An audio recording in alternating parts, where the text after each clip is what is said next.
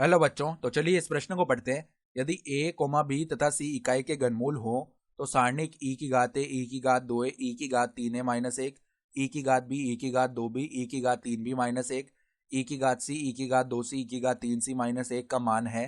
तो यहाँ पर देखो, हमें चारों विकल्पों में से सही विकल्प का चयन करना है। ठीक है, तो प्रश्न में आगे बढ़ने से पहले इस प्रश्न से संबंधित जो मुख्य उदाहरण है उसकी हम चर्चा कर लेते हैं।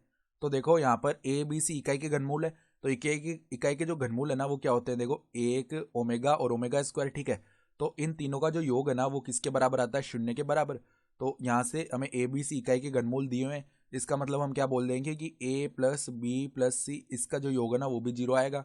साथ ही साथ देखो, हम सारणिक से संबंधित एक गुणधर्म जानते हैं कि अगर मान लो इस प्रकार की एक सारणिक है a b c1, फिर हमारे पास में जैसे a b c1 plus c2 यहाँ पे। ठीक है, फिर देखो इस प्रकार का पद है, मान लो यहाँ पे a1 था, यहाँ पे b1 था, तो ये a2 b2, और यहाँ पे हम क्या बोल रहे हैं, c3 प्लस में c4, फिर यहाँ पे a3 b3, और यहाँ पे c5 प्लस में c6। इस प्रकार की अगर सारणिक है ना, तो देखो इसको हम ऐसे अलग अलग योग में लिख सकते हैं, a1 b1 c1, फिर a2 b2 c3, फिर देखो a3 b3 c5, और इसके प्लस में क्या आ जाएगी, सारणिक सारणिक आ जाएगी a1 b1 c2, यहाँ पे c4 आएगा, यहाँ पे c6 आएगा, यहाँ पर आ जाएगा b2, यहाँ पर आ जाएगा b3, यहाँ पर आ जाएगा a2, यहाँ पर आ जाएगा a3। तो ये गुणधर्म भी हम जानते हैं। सही है, तो अब देखो, पहले तो हम ऐसे ही हमारी जो सारणिक लिखी हुई है जिसका हमें मान बताना है उसके पदों को ऐसे अलग अलग करके लिख लेते हैं। जैसे यहाँ पर -1 है ना,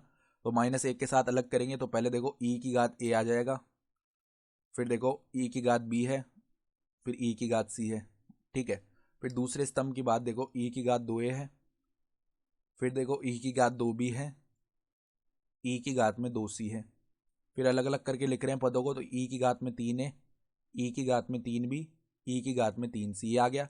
और प्लस में देखो, ये शुरू वाले दो स्तंभ तो वैसे के वैसे ही लिखे रहेंगे, e की घात a, e की घात 2a, e की घात b, e की घात में 2b, e की घात में c, e की घात में 2c। और यहाँ पर हमारे पास में क्या आ जाएगा, देखो हमने प्लस लिखा है बाहर, तो हमें माइनस लिखना पड़ेगा। अगर बाहर हम माइनस लिख लेना तो यहाँ पे हम 1 1 1 लिख सकते हैं, इस प्रकार के पद लिख सकते हैं। सही है, तो अब देखना ध्यान से, यहाँ पर हम क्या कर रहे हैं, जो पहली पंक्ति है उसमें से e की घात a को बनिश निकाला, दूसरी पंक्ति में से e की घात b को बनिश निकाला, और तीसरी पंक्ति में से e की घात c को बनिश निकाला। तो यहाँ पर 1 1 1 बच जाएगा, यहाँ पर e की घात a, यहाँ पर e की घात b, यहाँ पर e की घात c बच जाएगा, यहाँ पर e की घात 2a, यहाँ पर e की घात 2b, और e की घात 2c बच जाएगा। और यहाँ पर माइनस में क्या चल रहा है, e की घात a। सही है, e की घात b, e की घात c, e की घात 2a, e की घात 2b, e की घात 2c, फिर 1 1 1।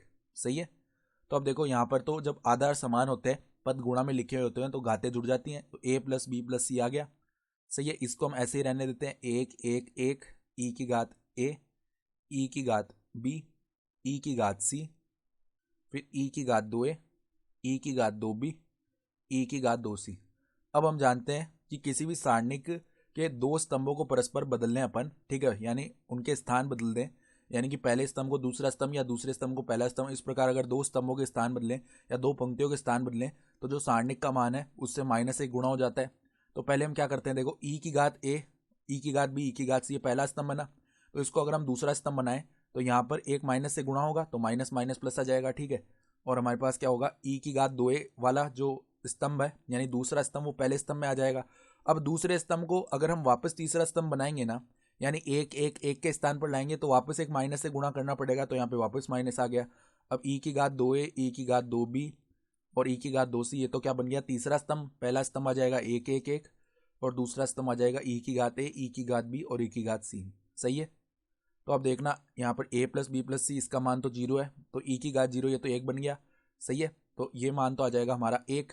और जो बचे हुए पद है ना, मतलब जो बची हुई सारणिक, देखो एक इस पूरी सारणिक से गुणा होगा तो ये पूरी सारणिक आ जाएगी, और ये सारणिक माइनस में देखो ये सारणिक दोनों बराबर ही है, ये आपस में जब घटेंगी तो यहाँ पर 0 आने वाला है। अगर हम विकल्प देखें तो विकल्प ए जो है ना वो हमारा सही विकल्प हो जाएगा। तो आशा करता हूँ कि आपको ये प्रश्न समझ में आया होगा। धन्यवाद।